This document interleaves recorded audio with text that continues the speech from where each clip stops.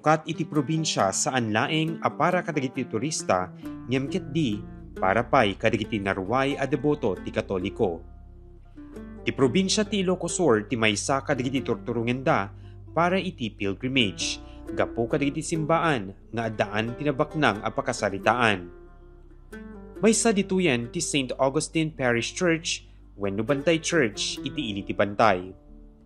Iti agdama, manarimaan pay laeng a matartarimaan digiti sumagmamano a paset ti pasdek karaman ti Bantay Bell Tower gapo iti panakadadael dagitoy idi dinayeg ti magnitude 7.0 agin gined iti probinsya ti Abra na nakairamanan pay iti Ilocos Sur idi tawen 2022. Nadanon mi ditoy tinasurok tallugasot a parokyano iti San Bartolome Apostol Parish Church iti Nueva Ecija nga indaulwan ni Reverend Father Julius Belen.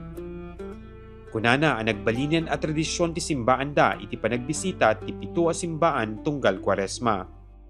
Para po sa akin at sa amin sa pamayanan namin, napakagandang pagkakataon ng pag-pilgrimage dahil yung aming pananampalataya, dala-dala namin dun sa aming pinupuntahan upang isama at pagyamanin yung aming pananampalataya nung aming inaabutan.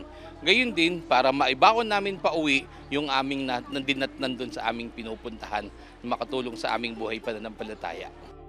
Kuna ni Father Julius, anasaya at unay agundaway para kadakwada ang makastrek kadagiti historical churches kas iti Bantay Church ang narugyanan anay patakder idi tawen 1590.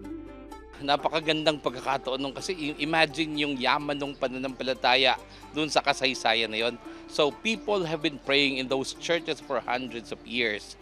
So bawat panalangin ay nagiging timeless dahil ang bawat panalangin iniaalay natin sa Diyos and God is timeless. Kaya whenever you go there, inaabutan mo pa yung epekto ng pananalangin na yon.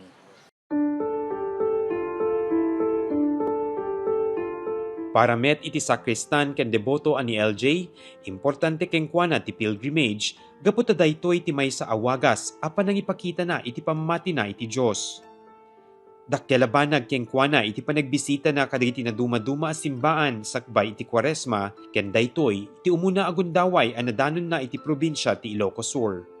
Every year po, pero ito po yung first time namin na pinakamalayo kasi mostly po nung nakaraan po Batangas, Zambales, Manila, Pampanga, yun po. Personally, bilang isang sakristan din po, dating seminarista at bilang isang Romano Katoliko po, ginagawa po ito dahil sa pananampalataya po ng bawat Kristiyano at pag-alaala muli kay Hesukristo dahil sa darating na mahal na araw siya po ay mamamatay at muling mabubuhay po.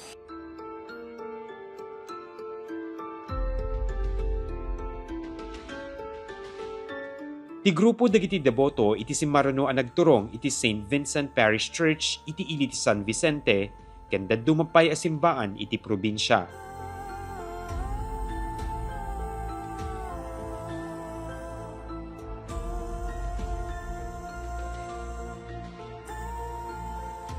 Ti Ilocos Sur ket mabigbigdig gapo kadagiti narway nga historical sites ken structures kas kadagiti simbaan. Maysa pay dituyen iti isang sangayan at Church of Nuestra Señora de la Asunción iti ili ti Santa Maria.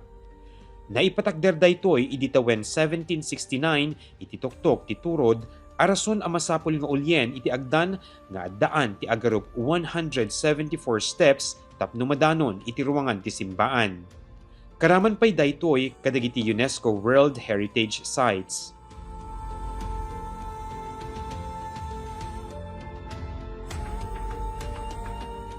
Dagitoy asimbaan iti nakangyegen ti rinib-ribon a karkararag, iti uneg ti sumagmamano nagasot atawen.